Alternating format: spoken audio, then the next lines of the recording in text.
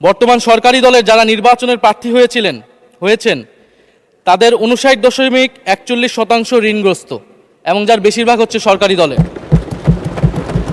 সংসদ সদস্যদের 11,000 কোটি টাকার বেশি ঋণ রয়েছে, যার অধিকাংশই সরকারি দলের। এই যে হাজার হাজার কোটি টাকার ঋণ, সেই ঋণগুলো যাতে ঋণ পুনঃতফসিল করতে পারে সেই সুযোগ সুবিধাটা করে দেওয়ার জন্যই বাংলাদেশের ইতিহাসে প্রথমবারের মতো একজন ব্যবসায়ীকে বাংলাদেশ ব্যাংকের গভর্নর দেওয়া হয়েছে।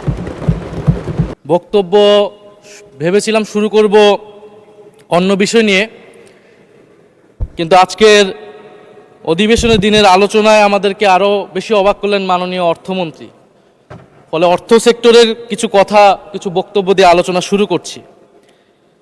আমরা যখনই ব্যাংকিং খাত বা অর্থ সেক্টরের আর্থিক খাতের কথা আসে, মাননীয় অর্থমন্ত্রী একটা বাক্যই বারবার বলেন যে বিএনপির সময়ে এরকম কোনো রেকর্ড নাই যে আর্থিক খাতে বিশৃঙ্খলা হয়েছে।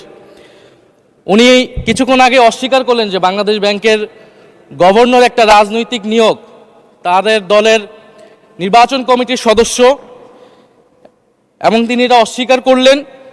আমি মাননীয় স্পিকার টিআইবির একটা তথ্য আপনাদেরকে দিচ্ছি।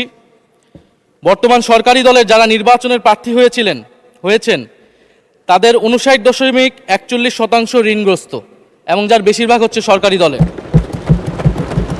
সংসদ সদস্যদের 11,000 কোটি টাকার বেশি ঋণ রয়েছে, যার অধিকাংশই সরকারি দলের।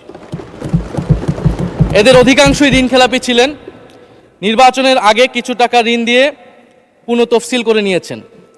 এবং বর্তমান যে বাংলাদেশ ব্যাংকের গভর্নর, তার স্পেশালিটিটা কি? তার স্পেশালিটি হচ্ছে এই ঋণ পুনঃতফসিল করা, এটাতে তিনি এক্সপার্ট।